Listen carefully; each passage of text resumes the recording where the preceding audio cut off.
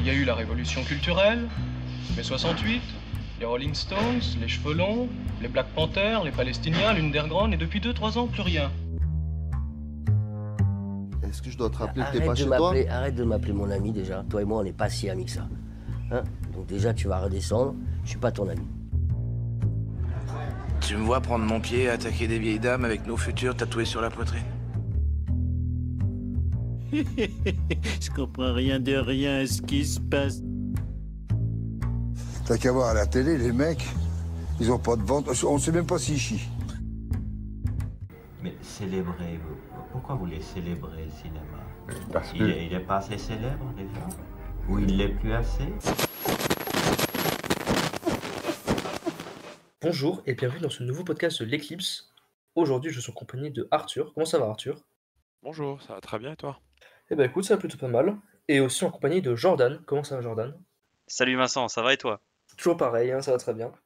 Comme vous avez pu le lire dans le titre de l'émission, on a essayé de recommencer un petit peu un nouveau format, aussi un petit peu pour qu'on puisse un peu respirer avec l'actualité qui, des fois, nous ennuie un peu, et aussi parce que ça nous arrive d'avoir envie de parler de films un peu plus anciens, qui nous plaisent, qui sont plus personnels.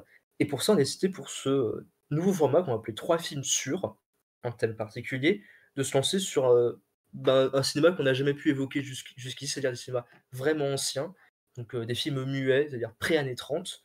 Et pour ça, on va commencer avec Arthur, qui va nous présenter À travers l'orage de D.W. Griffith.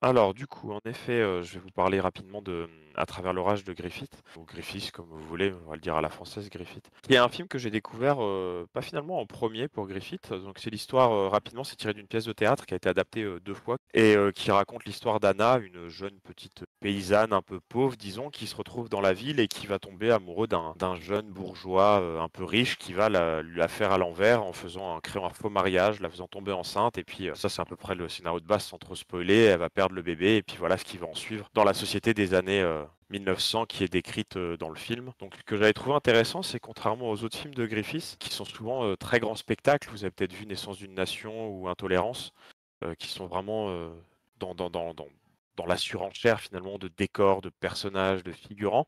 On tombe avec À travers l'orage dans ce qu'il faisait au plutôt début de sa carrière, dans des films plus courts, des films un peu plus intimistes, sur des personnages, de son époque et pas forcément des films historiques, ou à gros budget.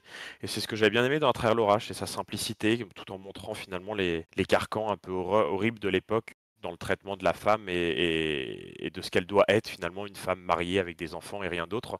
Et je trouve que c'est presque un des premiers films, pas le premier, mais un des premiers films féministes qui va montrer que finalement on peut avoir eu un passé et finalement quand même finir avec un happy end. Et c'est ça qui est plutôt intéressant dans le film, c'est le traitement du personnage principal joué par Liliane Guiche. Alors bon, c'est pas forcément le plus connu des deux protagonistes, que ce soit le réalisateur ou Liliane Guiche, mais je pense que Liliane Guiche est l'une des plus grandes actrices des années 20. Elle l'a prouvé maintes et maintes fois et une des rares actrices à avoir réussi à passer au parlant sans aucun problème. Liliane Guiche est une des grandes actrices un peu l'égérie de Griffith. Elle joue dans quasiment tous ses premiers films, dans beaucoup en tout cas de ses premiers films. Il aurait été dit ils ont eu une aventure, elle n'a jamais été mariée, un peu à l'image du coup du personnage qu'elle joue. Et je trouve que c'est un très beau film avec surtout, en point de vue mise en scène, des magnifiques plans, le plan d'entrée, les plans d'ensemble qu'il peut faire sur la ferme ou sur la nature américaine sont absolument magnifiques. D'ailleurs, la fin le montre, cette espèce de scène dans un lac, sur un lac gelé, est assez impressionnante. C'est ce qui m'avait marqué la première fois que je l'ai vu. Alors, pour le spectateur, il y a plusieurs versions du film. Il y a une version d'1h40, je crois, qui est disponible, puis une version de 2h30 avec quelques intertitres de scènes qui ont disparu, qui n'ont pas été retrouvés. Et je pense que la version 1h40 est peut-être la meilleure à voir. C'est la première que j'ai vue. Et en revoyant le film en version 2h30, je trouve qu'il y a quand même si j'adore toujours le film, quelques longueurs sur la partie centrale qui amène à la découverte finalement du passé de Hannah. Mais ce qui n'empêche pas le film d'être globalement très réussi, très beau et avec un message assez fort. Enfin, je pense que c'est un film à voir, un film muet à voir, peut-être pas le Griffith le plus à voir, même si c'est mon préféré, dans le sens où il est peut-être moins représentatif de ce qu'il a pu faire dans les années 10, dans les années 1915, 1916, mais qui reste quand même une belle œuvre sensible et intimiste du personnage, qui peut peut-être rappeler à lui, surtout par sa mise en scène, sa propre vie. Eh ben écoute, c'était très intéressant à écouter, parce que moi personnellement, c'était mon premier Griffiths. J'ai jamais rien vu de lui avant, ni même Naissance d'une Nation. J'ai jamais eu le temps de m'infliger l'énorme film, parce que c'est quand même assez long. Par contre, moi aussi, j'ai quand même plutôt pas mal apprécié mon visionnage d'À travers l'orage. Alors, j'ai pu, pour préciser, effectivement, moi j'ai su après qu'il y avait plusieurs versions du film, et je me suis toujours dit, un peu par réflexe un peu bête, je vais voir la version la plus longue parce que c'est la version la plus proche de ce que peut-être c'était à l'époque. Bon, il s'avère que je suis un peu quand même d'accord avec Arthur, il y a une petite longueur, au milieu, une espèce de ventre mou au milieu du film quand ils sont dans la ferme. C'est un peu long, il se passe pas grand-chose, il n'y a pas beaucoup d'avancement, ni dans les caractères des personnages, ni même dans l'évolution. Il n'y a pas beaucoup de plans non plus qui m'ont marqué là-dedans. Mais sinon, l'ensemble du film, du début jusqu'à la fin, moi j'ai trouvé ça représentait bien ce que je trouve comme étant cinéma classique hollywoodien de cette époque, des films muets. C'est-à-dire que le montage est extrêmement fluide. Honnêtement, j'étais extrêmement surpris au début du film de voir les raccords entre les séquences dites d'action. Alors, il n'y a pas d'action en tant que telle, on pourrait dire, à part à la toute fin sur le lac gelé. Mais je sais pas, les mouvements des personnages qui sortent d'une maison, qui rentrent à l'intérieur, les parallèles qui vont être faits entre deux séquences qui se passent en même temps, à l'intérieur par exemple, de la grande maison, ou même en deux lieux. On comprendra plus tard quelle est la signification, pourquoi est-ce qu'on représente en même temps. Enfin voilà, je trouve que c'est un film qui, même encore aujourd'hui, est d'une fluidité assez remarquable dans son rythme, à part le ventre mou, comme j'ai dit. Mais la vraie chose qui m'a beaucoup marqué, c'est ces gros plans. Moi, souvent, l'image des films muets que j'ai, ils sont beaucoup plus européens, beaucoup plus allemands, même aussi un peu français par instant. C'est-à-dire on va beaucoup être marqué par une expression des visages quasiment caricaturale, presque grotesque dans les expressions.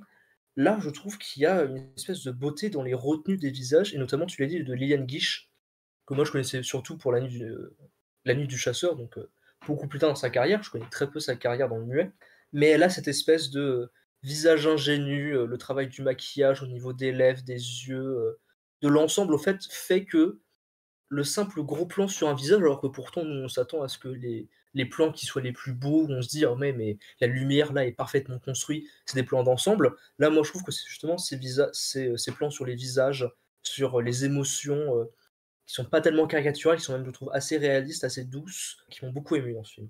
Oui, je suis d'accord avec vous deux. Comme toi, Vincent, j'avais appris avant de regarder le film qu'il y avait une version plus courte, mais je l'ai pas trouvée. La première version que j'ai trouvée, c'est la version de 2h30.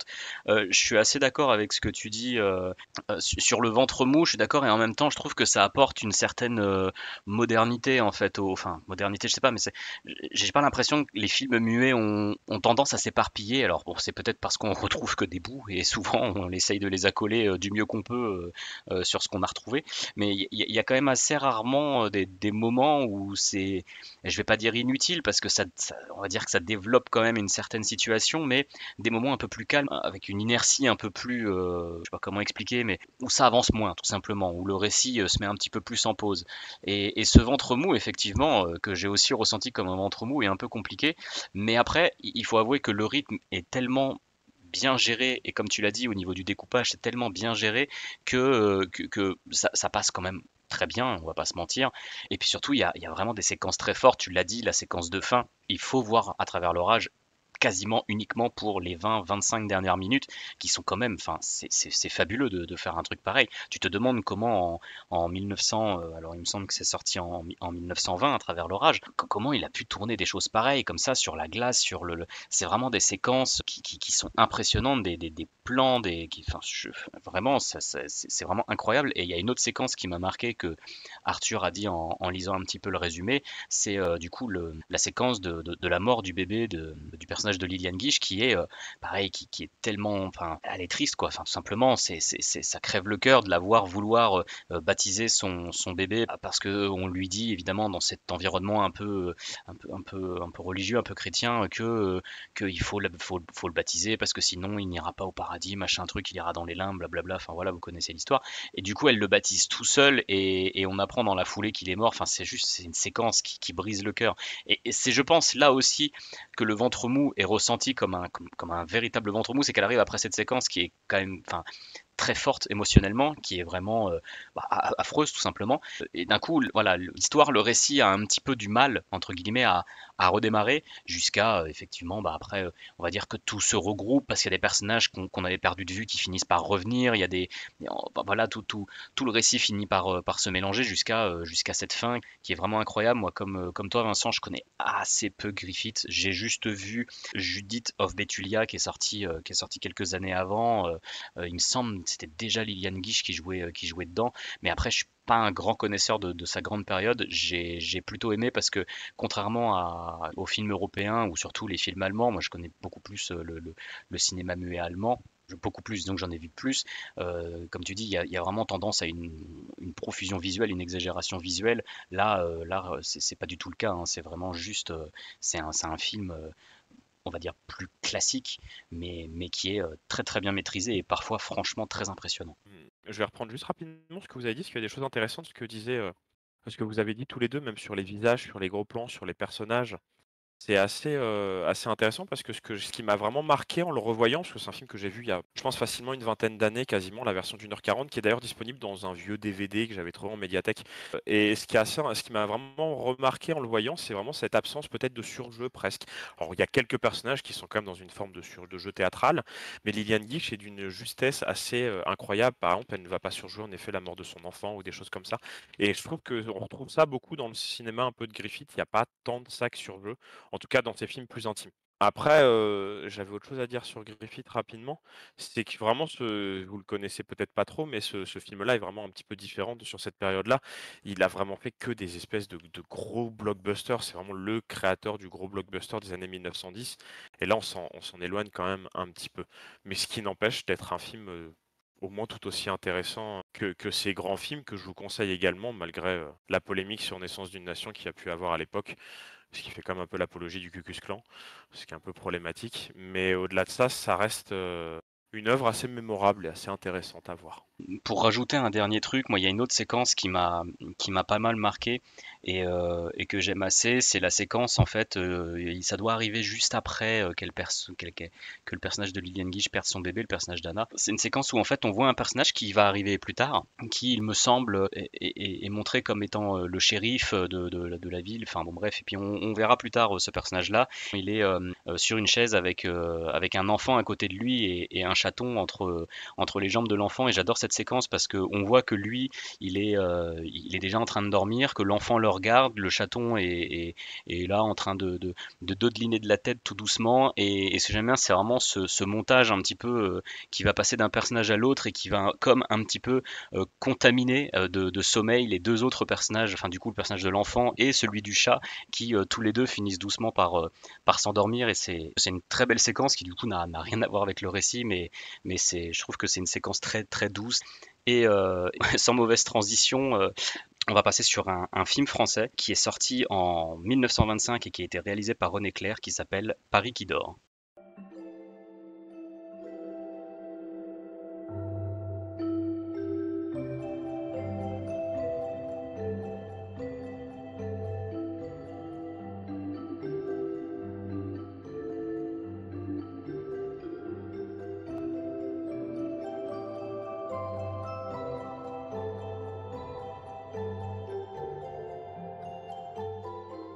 Alors, Paris qui dort, ça raconte l'histoire du gardien de la Tour Eiffel qui s'aperçoit un matin que Paris ne s'est pas réveillé, donc il va déambuler un petit peu dans ce Paris vide, et, enfin au départ que l'on pense vide et dont on va découvrir que en fait Paris s'est immobilisé, et il va découvrir au fil de ces déambulations 5 autres personnages qui, on ne sait pas pourquoi, eux, ne sont pas figés, et tous du coup vont déambuler un petit peu dans ce Paris figé.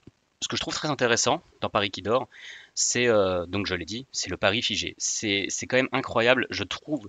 Le premier quart d'heure, les 20 premières minutes, c'est un film très court, hein. C'est un film qui doit durer 1h02, 1h03, je crois, enfin je sais plus exactement, mais il dure 1 heure, voilà, à peu près dans ces eaux-là. Et c'est un film qui pendant un quart d'heure, 20 minutes, a une ambiance qui est juste, enfin que je trouve juste incroyable. Voir ce personnage du gardien de la Tour Eiffel qui se réveille, qui regarde Paris d'abord du haut de la Tour Eiffel. On commence en haut de la Tour Eiffel et donc on a des vues du haut de la Tour Eiffel qui sont absolument incroyables et on voit un Paris qui est désert déjà du haut de la Tour Eiffel, ce qui est relativement impressionnant. Et ensuite, il va y avoir pas mal de petites séquences comme ça que je trouve assez fortes. Je pense notamment, moi, il y a un plan que j'ai trouvé incroyable. Du coup, quand ce gardien veut aller dans Paris, il va descendre les escaliers de la Tour Eiffel et il y a un travelling latéral, enfin qui descend aussi, qui suit la descente du personnage que je trouve absolument incroyable. Il y a vraiment des vues, des plans, des choses comme ça, des mouvements de caméra que je trouve dingues. Et là, on va arriver dans une période en fait où on va voir ce personnage déambuler, donc comme je l'ai dit, dans un Paris qui est d'abord vide, donc on voit quand même des rues de Paris vides, enfin c'est hallucinant de voir Paris comme ça, tout simplement. Puis en plus, du coup, le Paris d'il y a 100 ans, hein, donc encore une sensation vraiment, vraiment différente. Et puis au fil du temps, on va voir un personnage, un autre, qui sont là et qui sont figés, c'est-à-dire qu'ils étaient en train de faire quelque chose et qui au moment où le personnage passe, sont figés dans une certaine position. Alors, t'en as un qui est tout simplement sur un banc, un petit peu en train de s'assoupir. T'as à un moment donné il me semble que c'est un policier qui est derrière, certainement un pickpocket ou quelque chose comme ça, qui essaye de machin.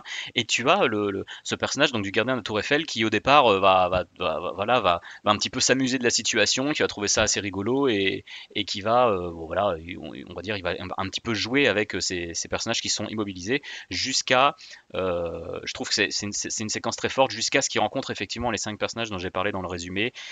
À partir de là, c'est peut-être un petit peu plus compliqué.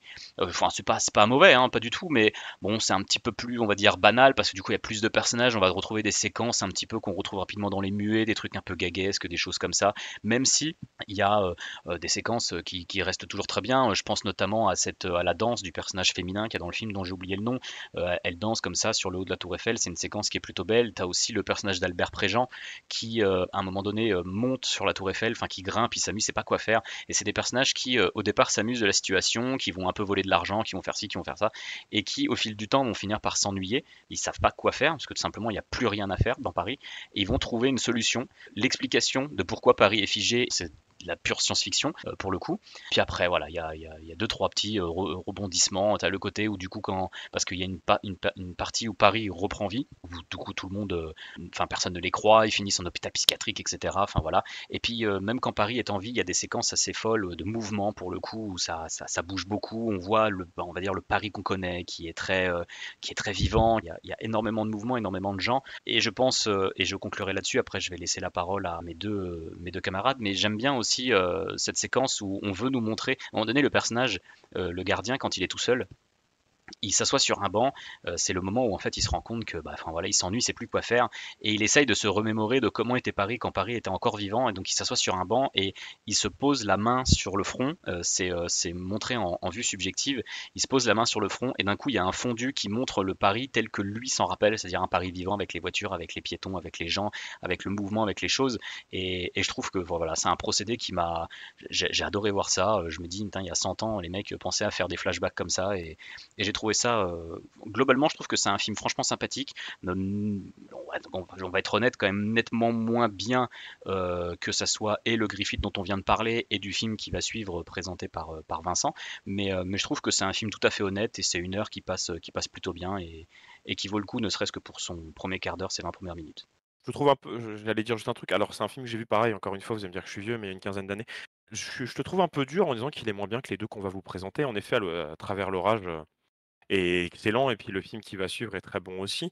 Je pense que de souvenir, le film que tu proposes, alors j'aurais été incapable de vraiment resituer l'histoire et vraiment expliquer, bon après une quinzaine d'années, d'expliquer vraiment de quoi ça parle, mais je me souviens d'un film qui est surtout techniquement très impressionnant, surtout pour l'époque.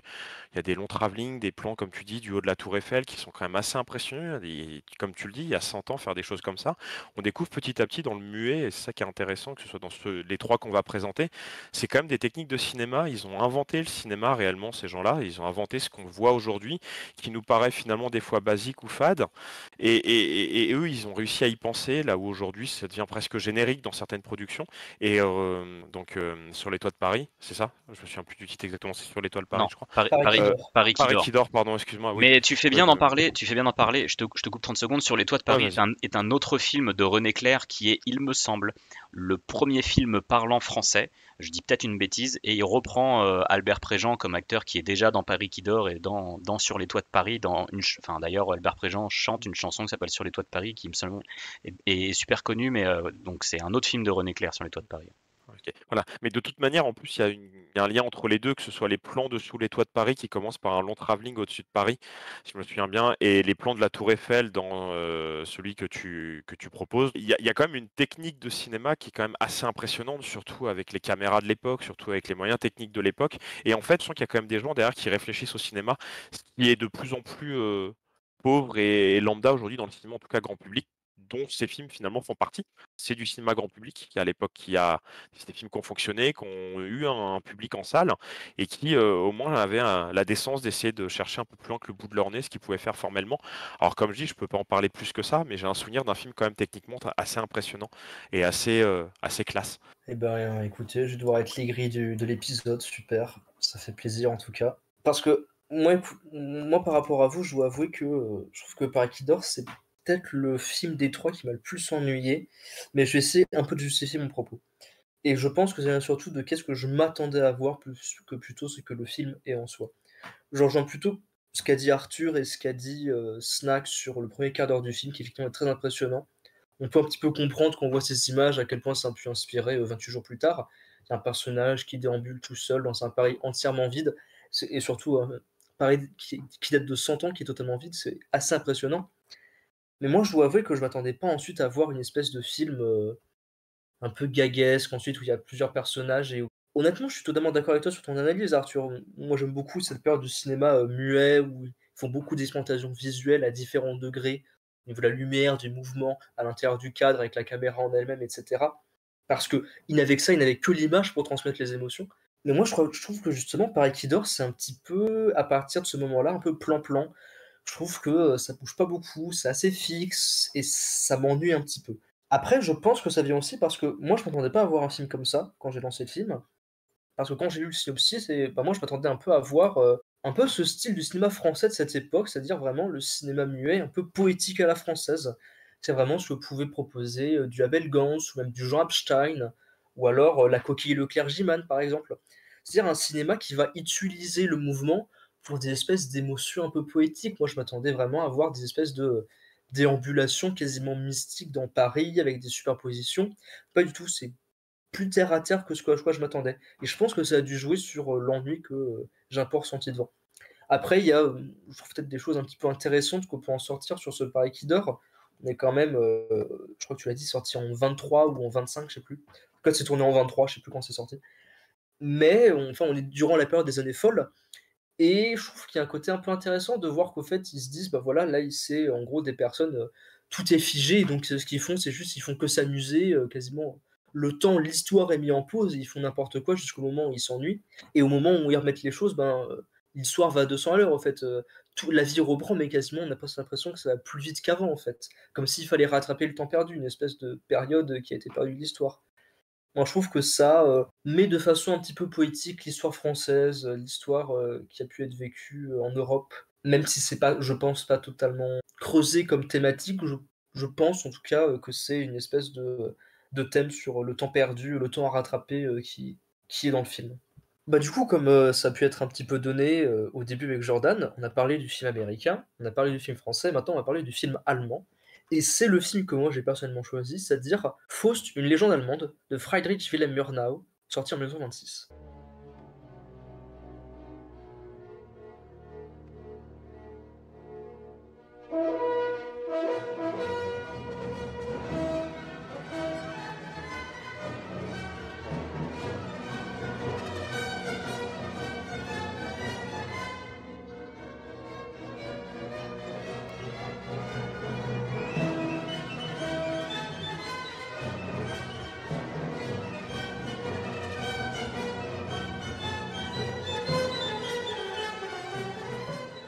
Alors, quand on avait décidé de choisir de faire un film sur le cinéma muet, on s'était dit un petit peu déjà quelle période on allait choisir, est-ce qu'on allait parler des films récents qui ont décidé de prendre le muet alors qu'on a le parlant, ou plutôt de se concentrer sur cette époque, années 20, une espèce de bouillonnement du cinéma où à différents endroits, à différents temps, des personnes ont essayé un petit peu de décrire ce que sera le langage cinématographique.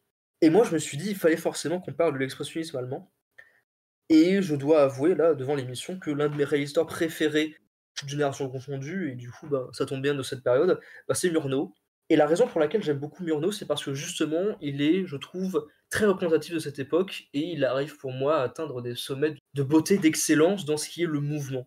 Pour moi, c'est vraiment un réalisateur qui a essayé d'instiguer le mouvement à l'intérieur de son cadre avec ses caméras, dans quasiment tous ses films, en fait.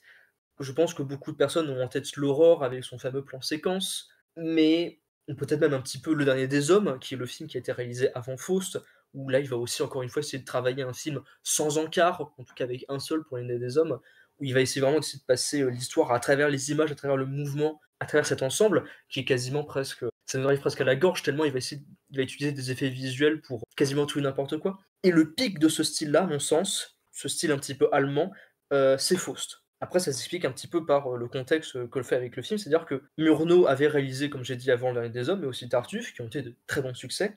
Et donc à ce moment-là, la société de production, UFA, Universum Film AG, eh ben, a dit: «Ben, écoute, très bien, Murnau, félicitations, on te laisse champ libre, budget illimité pour réaliser le film que tu souhaites, Faust, pour qu'ensuite tu puisses un petit peu, bah, voilà, en fait, nous faire aussi un succès critique et commercial avec ce film-là» et je trouve que c'est quelque chose qui se ressent dans Faust. C'est justement là où il a un budget vraiment illimité, il va pouvoir choisir, il va pouvoir extrêmement travailler les lumières dans son cadre, les mouvements à l'intérieur par le biais de la fumée, des flammes, de la neige, de l'eau, les expressions des personnages, les espèces de superpositions, les agrandissements. Vraiment, il va utiliser toutes les affres, toutes les techniques de cette période-là pour créer un film absolument somptueux visuellement qui va, en 1h40 utiliser quasiment toutes les techniques possibles et imaginables, faire des références à la peinture absolument somptueuses et donc à mon sens, c'est le plus grand film de Murnau dans l'aspect où il arrive justement à utiliser toutes ces techniques-là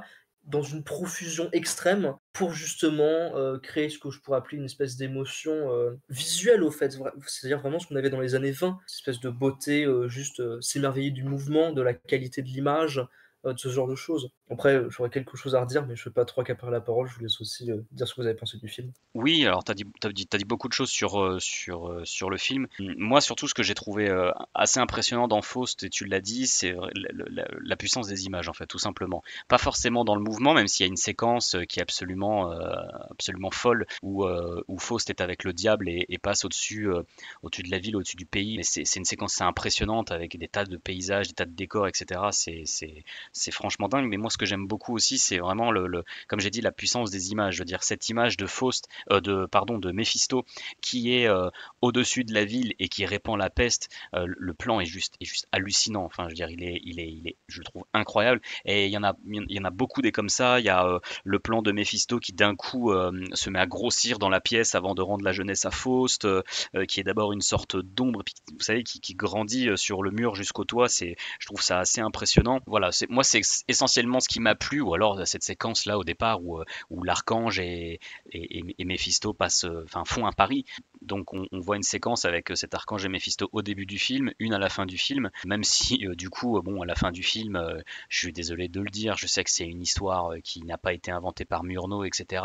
Mais alors le film se termine, Méphisto il est là, il fait ouah, j'ai réussi mon plan incroyable, j'ai réussi à corrompre machin truc, et l'autre il fait non, tu as perdu ton pari parce que l'amour, fin. Tu fais waouh, bon, ok, d'accord. J'ai trouvé ça un peu ridicule tout simplement, mais c'est pas je veux dire, c'est pas très grave. Faust, c'est quand même une histoire qui est tragique, c'est l'histoire d'un homme qui se perd tout simplement, même si on va dire qu'il s'en sort à la fin grâce à l'amour, si on veut, mais c'est assez poignant, et puis et comme j'ai dit, c'est relativement impressionnant visuellement, suffisamment impressionnant visuellement pour vraiment toujours avoir envie d'aller à la séquence d'après. Je mettrais quand même un bémol avec, j'ai l'impression qu'il y a toujours dans le cinéma muet cette volonté de mettre, tu l'as dit, pour Paris qui dort, ça t'avait dérangé, mais ce côté un peu gaguesque entre Marthe et Méphisto, waouh, moi perso j'ai trouvé ça très très lourd. Après voilà, c'est personnel, mais ça reste quand même, je veux dire, pour moi ça reste un immanquable tu l'as dit, de l'expressionnisme allemand. Si on veut regarder un film allemand, ça reste un immanquable. Alors, c'est pas mon préféré de Murnau. mais ça reste quand même des films avec une imagerie qui est assez exceptionnelle, qui montre tout le savoir-faire du cinéma muet allemand, que je recommande dans sa totalité, sa grandeur et son exceptionnelle production, que ce soit de Fritz Lang ou Murnau. C'est quand même toujours assez fascinant ce qu'ils ont pu produire, et pour moi, c'est quand même eux qui ont fait ensuite le cinéma hollywoodien. Vive l'Allemagne, me faites pas dire ce que j'ai pas dit sur certains moustachus. Mais quand bien même, Faust est formellement très impressionnant. Après que l'histoire puisse moins séduire, ça peut se comprendre, mais c'est une énorme claque comme Nosferatu pouvait l'être avec ses jeux d'ombre, comme Le Dernier des Hommes l'est par son absence finalement d'explication par des intertitres, comme Sunrise l'est par sa beauté formelle, Faust l'est par finalement presque sa grandeur et sa mise en scène. Donc dans chaque film, il arrive à exceller, sauf peut-être dans son dernier, mais ça on pourra en débattre un autre jour, parce que je suis l'un des seuls à le penser. Mais voilà, c'est dommage qu'il soit mort si jeune, ce réalisateur, parce qu'il aurait pu vraiment aussi bien révolutionner le cinéma parlant qu'il a révolutionné le cinéma muet, d'un point de vue en tout cas formel. Bah écoute, alors je peux pas dire sur Tabou, son dernier film, parce que c'est l'un des rares films que j'ai pas vu de lui. Par contre, pour un peu répondre à ce que tu dis, et peut-être aussi conseiller d'autres auditeurs qui seraient intéressés, si jamais t'as pas beaucoup aimé, on va dire, l'aspect, oui, je vais dire faustien, mais on va dire un peu exagéré dans les acteurs et peut-être même dans les effets dans Faust, Jordan, moi je te conseille City Girl, du même réalisateur, parce que, à mon sens, pour moi, c'est deux films quasiment à mettre en parallèle, dans le sens où, pour moi, c'est vraiment l'excellence de ce que fera Murnau dans sa maîtrise du mouvement à l'intérieur du cadre, sa maîtrise, on va dire, de l'espace filmique et de la matière filmique aussi. Mais pour moi, City Girl, c'est quasiment le pendant inverse, c'est-à-dire que c'est dans une subtilité, dans une douceur et quasiment dans une retenue des effets. C'est-à-dire que les effets sont parfaitement pensés, ils sont parfaitement fluides, les mouvements sont magnifiques, mais c'est presque pour une espèce de ouais, quasiment perfection émotionnelle à l'intérieur. Si jamais tu veux le noter à côté, que tu l'as pas encore vu. Moi, j'avais encore quelques petites choses à dire sur Faust et aussi un petit peu sur tous les autres films qu'on a parlé. Parce qu'on parle de muet, donc forcément on parle beaucoup d'images, mais muet ne veut pas dire silencieux. Et à mon sens, et moi c'est ce que je veux dire par rapport à l'édition de Faust que j'ai vue, parce que ceux qui se renseignent là-dessus le savent, voir les bonnes versions des films muets, c'est quand même extrêmement compliqué. Mais en plus de ça, savoir les bonnes pistes sonores, c'est aussi assez complexe. Et moi, je dois avouer que les films allemands, les films muets de cette période-là, comme par exemple, je pense à Axan, je peux même penser à Metropolis, qu'est-ce qu'il pourrait y avoir d'autre, même les Nibelungen ou même le Golem. Moi, les bandes-sons que j'apprécie, ben, c'est les bandes-sons un petit peu à consonance électronique. Et donc, si jamais vous hésitez un petit peu quoi choisir, ce que vous préférez entre la symphonie et l'électronique, et ben, l'édition Potemkin de Faust est assez excellente. Et par exemple, la bande sonore de Jaco Gardner qui a été faite avec une espèce de sonorité un petit peu étrange, quasiment mystique et électronique, et ben écoutez, je le conseille fortement. Je pense que le dernier point que je pourrais un petit peu évoquer, ça serait peut-être du coup l'acteur qui joue Mephisto. Les autres acteurs sont très bons, hein, notamment celui qui joue Faust, ou même celle qui joue Gretchen, qui est un petit peu comme dans À travers l'orage, elle a un peu cette beauté un peu ingénue, assez magnifique. Mais Emil Jannings, qui est surtout très connu parce qu'il a joué Tartuffe dans le Tartuffe de Murnau, ou même encore le portier de l'hôtel dans Le Dernier des Hommes, dont on a parlé assez longuement. Mais là aussi, notamment joué pour Victor Fleming, Ernst Lubitsch ou Josef von Sternberg. Pour moi, je trouve qu'il incarne parfaitement Mephisto dans une espèce, voilà, comment dire, il s'incarne parfaitement dans le style qu'a choisi d'être le film, c'est-à-dire vraiment, il exagère les traits, il exagère son visage, les mouvements de son corps, de la gestuelle qu'il va avoir dans l'espace, etc. Ça peut paraître un petit peu trop. Moi, personnellement, c'est quelque chose que j'adore parce que ça va parfaitement en symbiose avec l'ensemble. C'est-à-dire que des décors, aux éléments naturels, aux personnages, aux acteurs, à la lumière, tout fait un ensemble quasiment extrême, mais c'est quelque chose, voilà, c'est une espèce de beauté visuelle qui prend tout le corps, qui prend tout l'esprit.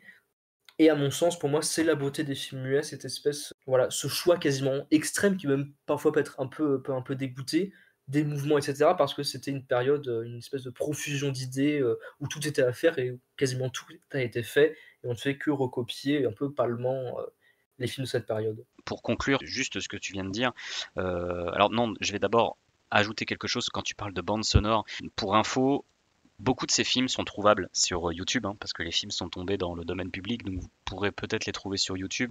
Après, comme l'a dit Vincent, faites attention à la qualité qui est souvent un peu désastreuse et aux bandes sonores, parce que notamment à travers l'orage, la version donc de 2h30 qui est trouvable sur YouTube n'a pas de son, n'a pas de bande son. Donc c'est un film muet et silencieux, ce qui peut franchement, sur un film de 2h30, être un poil compliqué à regarder. Donc voilà, faites très attention aux films que vous regardez. Il faut savoir que énormément de films muets sont trouvables sur YouTube. Et la dernière chose que je dirais, c'est que le cinéma muet, je pense qu'on l'a assez dit, c'est un cinéma qui est très intéressant à étudier, qui n'est pas tant traité que ça, je trouve. Et surtout, là, on en parle pour Faust, et notamment avec Murnau. Alors Murnau fera peut-être encore plus fou, encore plus novateur par la suite avec l'Aurore ou City Girl, d'après ce que tu viens de dire. Il y a quand même un hasard qui est assez fou avec l'Aurore, c'est que l'Aurore a complètement bidé à sa sortie, parce qu'elle est sortie quasiment à la même période. Je me demande si c'est pas sorti le même mois,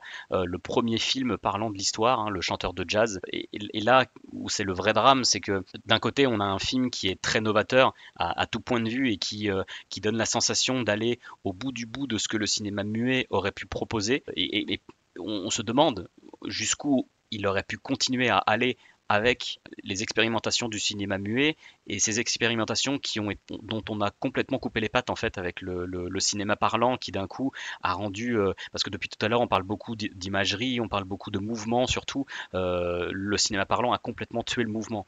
Au début, hein, on va dire lors de la transition, ça a complètement tué le mouvement, on s'est retrouvé avec beaucoup plus de plans fixes, beaucoup moins de mouvements de caméra, beaucoup moins d'acteurs même qui bougent dans le cadre, parce que les micros étaient posés de telle sorte dans les décors que les acteurs pouvaient pas forcément se permettre de bouger partout.